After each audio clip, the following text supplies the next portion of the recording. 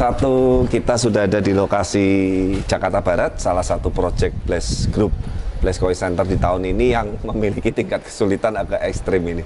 Jadi mungkin di vlog sebelumnya kita udah pernah tayang waktu awal pengerjaan, dan ini makanya supaya nggak kebanyakan vlog, nanti ada yang komplain lagi, Pak, Bu, setiap prosesnya divideokan, pertanyaannya teman-teman saya belum tentu kesini di setiap proses, ya kan. Kedua, akomodasi Semarang Jakarta juga nggak murah.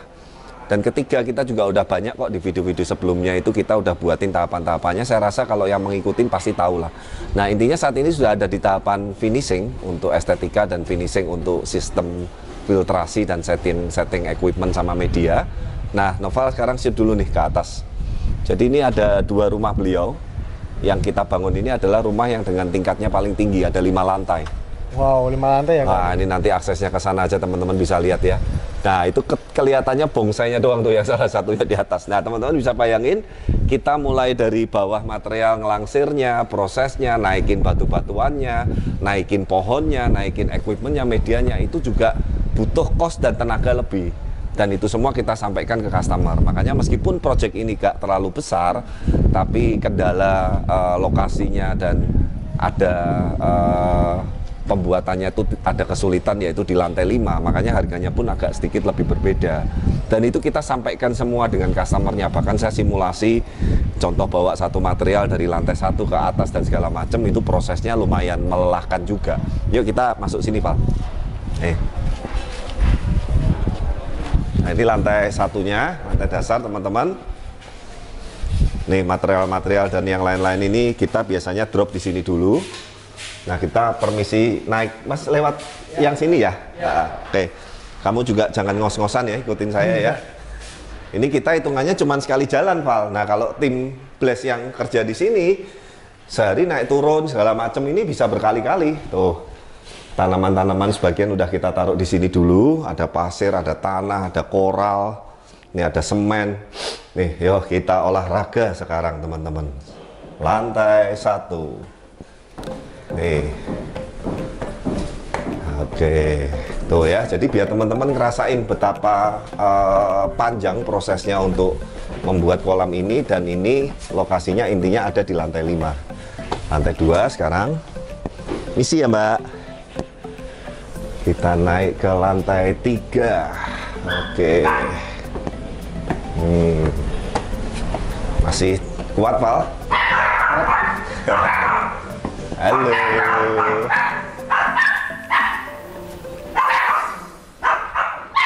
Lantai 4. Nah, halo. Iya, iya. Oke. Lumayan juga ini olahraga.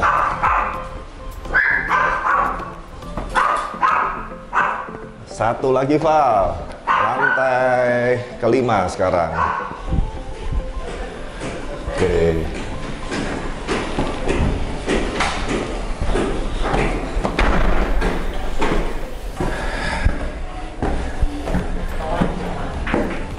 Nah, sampai sudah lantai 5. Jantung paru-paru aman? Aman? Nah, ngos-ngosan tuh. Nah, ini ya. Jadi ini adalah top level lantainya dari rumah customer. Dan di sini ruang quality time, ada meja biliar, ada sofa santai. Nantinya buka ruangan ini, view-nya kolamnya pun keren. Aduh, saya juga ambil napas dulu sebentar ya. Nih, kayu-kayu decking ulin. Batu-batuannya, kebayang ya, ini kita langsirin secara manual. Tapi kalau kemarin bongsainya, nanti prosesnya naik juga ditampilin sinematiknya. Kita coba naik manual, nggak bisa, nggak cukup. Akhirnya kita sewa trim. Sewa trim aja sekali jalan 5 juta, bayangin. Jadi kos-kos seperti ini juga menyesuaikan dengan letak dan lokasi dari project yang kita kerjakan. Nah, paru-paru aman, Mas? Aman, Pak. Oke, yuk kita sekarang masuk ke lokasinya nih. Nah, nih ya.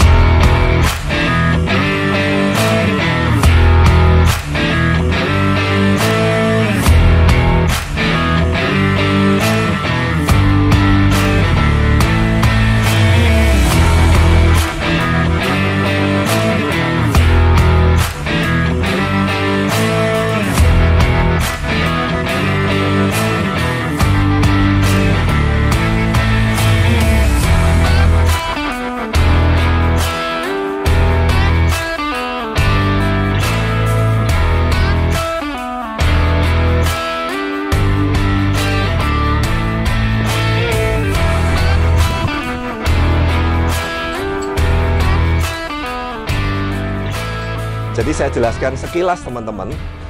Sekali lagi mengingat keterbatasan tempat, jadi saya berusaha mengkonsep denahnya bersama dengan tim Blast. Itu intinya supaya satu area ini nih tidak berantakan teman-teman. Jadi denah dan penataan landscape atau denah area ini juga sangat penting sekali untuk para kami seperti kami pembuat pond builder. Karena dengan penataan denah dan layout yang maksimal dengan lokasi yang seadanya, kita akan bisa memaksimalkan secara bentuk, secara desain, secara estetikanya juga akan lebih enak lah. Kanan kiri ini yang Noval depan persis itu nanti akan jadi bak karantina atau kolam karantina. Dan itu nanti akan kita tutup dengan decking kayu sehingga nanti kalau pas ada ikan ataupun nggak ada ikan karantina, ini bisa untuk duduk-duduk. Ya, bisa juga nanti ditaruh pot, tambahan pot bonsai tapi jangan yang gede-gede. Intinya nanti bisa ciamik apik lah gitu loh, nggak berantakan. Kan sangat disayangkan sekali kalau udah landscape-nya bagus, penataannya bagus, desainnya bagus, terus vat biru, ember, vat, tong, kotak, ya kan, nah kan langsung jadi kebanting gitu loh. Makanya saya bicara dengan customer, Pak, mau nggak saya buatin tempat karantina di kanan kiri, budgetnya sekian, anggarannya sekian, beliau oke. Gitu. Jadi ini 2 tempat ya, nih sini juga satu lagi nih. Nah makanya teman-teman seringkali Blast ini kenapa sih kalau ada sebuah proyek baru kita nggak pernah mau buru-buru, kita juga mengkonsep mendesainkannya itu benar-benar pengen yang optimal. Karena intinya saya nggak kepengen bikin kolam itu kolamnya yang biasa-biasa aja. Tapi sekali lagi setiap kontraktor punya pakem dan punya standar yang berbeda-beda ya. Misalkan nih kalau ini di sini ya, lokasi mau gampang ya. Udah saya naikin aja bikin kolam kotak, kasih kaca gitu kan. Mungkin kasih kanopi, terus air terjunnya bikin naik, ada bagi shower. Ya udah selesai. Nggak perlu konsep, nggak perlu tema, nggak perlu ide. Tapi saya juga berpikir udah banyak yang begitu gitu loh. Saya kepengen yang berbeda, makanya akhirnya saya ngobrol dengan customer, Pak, ini saya bikin begini, saya bentuk kolamnya berkelok-kelok, nanti naiknya ke sini saya bikin akses anak tangga. Nah, yang kamu injak tuh filter nih. Oh, udah kelihatan ya? Udah kelihatan kan? Nanti filter ini akan jadi seperti anak tangga atau panggung menuju ke kolam utama. Itu yang keren. Sehingga nanti customer pun itu, ya tapi jangan pas panas begini ya. Kalau udah sore atau pagi, mau duduk-duduk di atas area filter, di area jalan tangga naik ini bisa gitu loh. Yuk kita lihat nih tingkat kesulitannya. Nih. Ya teman-teman, jadi untuk kolamnya ini menyerupai angka 8, tapi angka 8-nya ini agak ke pinat atau kacang ya. Nah, air terjun utama nanti dari sini nih. Keren. Jadi kalau kita keluar dari pintu sana, Val, teman-teman, customer itu langsung bisa menikmati view utama, bonsai utamanya juga ini, plus air terjun yang mengalir ke kolam. Nah, nanti di sini turun, ada air terjun kecil lagi di sini. Ya, intinya kita bikin supaya nggak kaku.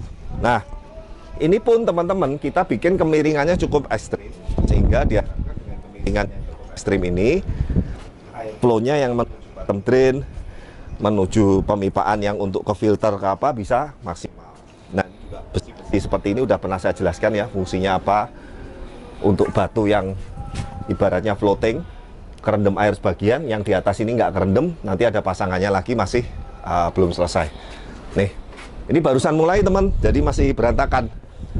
Ya batu-batunya aja juga masih banyak yang belum dibawa naik ke atas. Nah batunya pun juga kita menggunakan beberapa jenis. Ini yang abu-abu seperti ini namanya batu sungai. Ya, yang kecil-kecil ini batu koral kecil sungai. Nah, yang kotak-kotak warna abu-abu itu bobing grey. Ya, ada juga ini batu merapi, tapi merapinya yang merapi yang warna abu-abu. Batu api, sorry, bukan batu merapi ya. Kalau batu merapi dengan batu sungai itu juga hampir mirip lah. Nah, sekali lagi teman-teman, bahwa untuk kolam natural yang menggunakan tema batu-batuan alam seperti ini, sekali lagi saya sudah jelaskan berkali-kali juga, pemilihan bentuk batu, jenis batu, variasinya, randomnya, kecil, medium, besar, dan lain-lainnya itu harus kita pilih, harus kita selektif. Jadi dari yang semua yang sudah naik ini, yang sudah kita pilih, artinya kita bisa pasang, baik untuk area air terjun maupun untuk area sepanjang kolamnya. Yang pasti nanti akan kita buat, akan kita setting, dan kita finishing sekeren semaksimal mungkin. Yang masih kelihatan plastik-plastiknya, potnya ini nantinya hilang semua nih teman-teman. Jadi nanti kita akan tutup dengan batu. Jadi seperti ini nanti bongsainya nih kayak muncul di balik bebatuan, atau bonsai ini akan muncul seperti di ibaratnya di pinggiran tebing bukit atau gunung kecil lah, seperti itu. Ya, kemudian nanti yang terakhir, nah ini yang saya jujur nggak berani dekat ke sana ya. Saya agak fobia ketinggian. Saya lihat ke sini aja tadi udah ngeri ya. Nih view-nya ke atas, kamu liatin bisa kelihatan kota Jakarta, terutama Jakarta Barat nih. Tuh. Ya, kita udah ada di titik paling tingginya. Kayaknya di lokasi sini ini rumah paling tinggi deh. Mungkin ada lagi itu sebelahnya ada 5 lebihnya lagi tuh. Nah, yang di sini tuh nanti bangku. Agak ekstrim. Saya udah sama customer, Pak, ini mendingan jangan bangku. Tapi ini pagar kayunya kita naikin, jadi yang stainless ini nanti akan ditutup kayu juga. Tapi beliaunya nggak mau, nggak apa-apa Pak, ini tetap bangku aja, nanti saya seneng duduk-duduk di sini. Aduh, agak ngeri juga ya.